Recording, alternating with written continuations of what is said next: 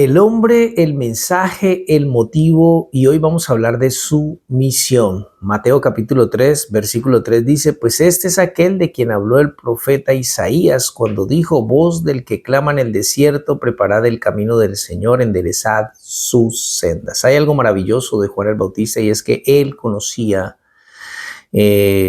concretamente cuál era su misión. Y no solamente conocía cuál era su misión, él cumplió a cabalidad con aquello que estaba escrito de él en la palabra de Dios. O sea, él tenía que preparar el camino del Señor, él tenía que preparar el camino para la llegada del Rey. No era un camino físico, por supuesto, era un camino a sus corazones. Y él lo hizo.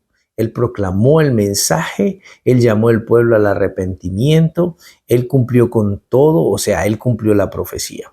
En otras palabras, él cumplió la profecía de Isaías. Desafortunadamente, los que tenían que haber recibido este mensaje primero y debieron haberse arrepentido, que eran los religiosos de su época, los judíos, no lo hicieron.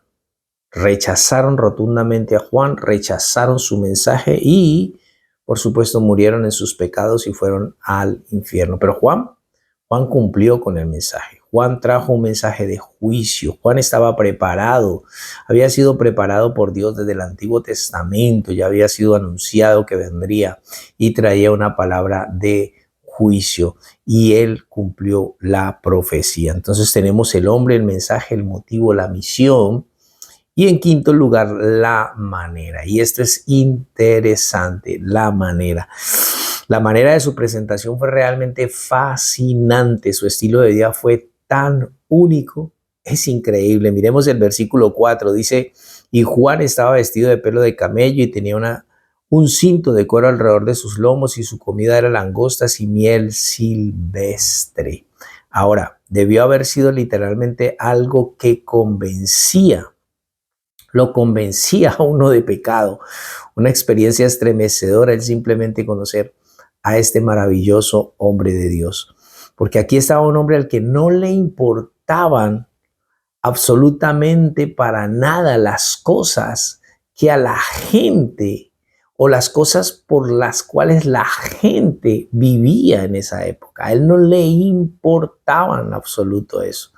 Él se rebeló totalmente contra el sistema, contra la moda de la época, contra todo lo que movía al ser humano, a las personas en ese entonces. Su renuncia personal era una reprensión dolorosa para la mundanalidad y el lujo de su propio día. Su apariencia era un sermón en sí, si nunca hubiese dicho una palabra. Como puede ver, el pelo de camello era muy durable y algo tejido a partir del pelo de camello áspero habría sido duradero. O sea, no es que Juan tuviese muchos vestidos de pelo de camello en el closet para ponerse cada día uno diferente para los bautismos. No. Uno ve hoy el closet de un predicador hoy, eso no le cabe.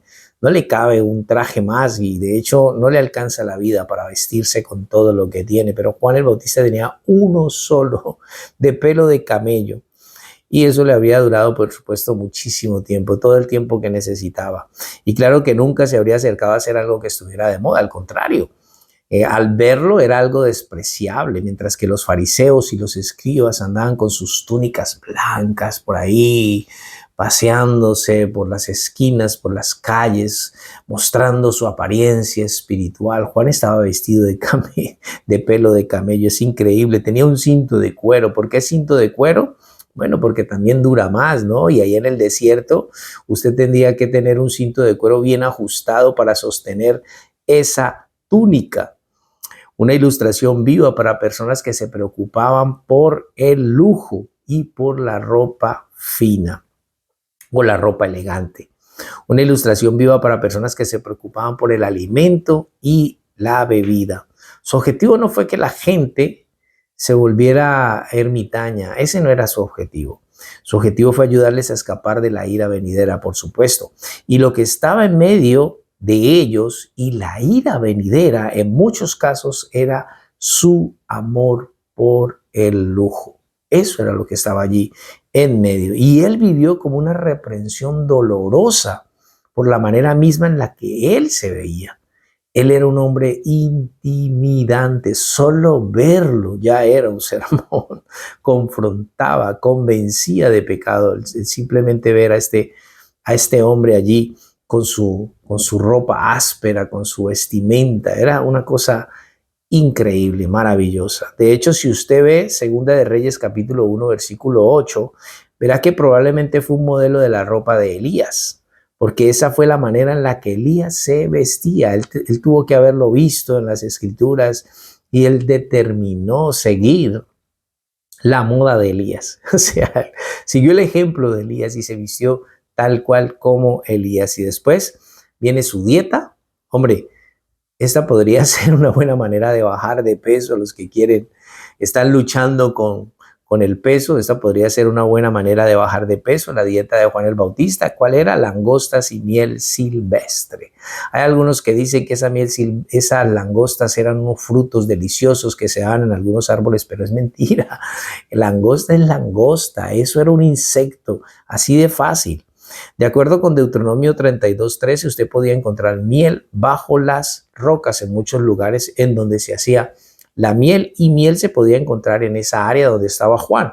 Podemos entender el comer miel, pero langostas, langostas con sal, langostas guisadas, langostas sudadas, eso no suena bien de ninguna manera, para nada, no suena nada agradable. Levíticos 11:22 indica que el Señor permitió y por implicación inclusive alentó a los israelitas a comer 4 tipos de insectos diferentes, los cuales en la actualidad llamaríamos langostas. Ellos literalmente comieron insectos.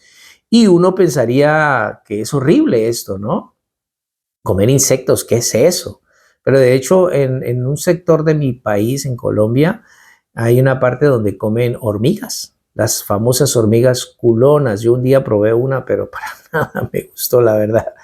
No es nada agradable, pero allá la comen y les gusta. Entonces, los árabes, de hecho, en la actualidad, todavía comen ese mismo tipo de langostas. La dieta del hombre era austera, la ropa del hombre era austera. Como puede ver, él era una protesta viviente en contra de toda la satisfacción egoísta. Qué increíble, era maravilloso. Juan el Bautista nos enseña demasiado. Él literalmente los fracturó mediante su apariencia como también por lo que dijo. Y creo que un hombre o una mujer que habla en contra de la maldad de su época debe vivir apartado de la maldad de la época. Porque uno muchas veces escucha a mucha gente hablar acerca de la maldad y de unas cosas y esto, denunciando muchas cosas en las cuales vive. Entonces ese sermón no tiene ninguna efectividad. Cuando nosotros denunciamos una cantidad de cosas de esta época, pero vivimos en esas mismas cosas. Juan lo hizo y entonces conocemos al hombre, el mensaje, el motivo, la misión, la manera y finalmente el ministerio, pero eso lo vamos a ver la próxima vez. Amados, que el Señor me les bendiga abundantemente en este día, que todos sus planes, sus sueños y sus anhelos estén en las manos del Señor y se cumplan conforme su preciosa voluntad. Un abrazo para todos.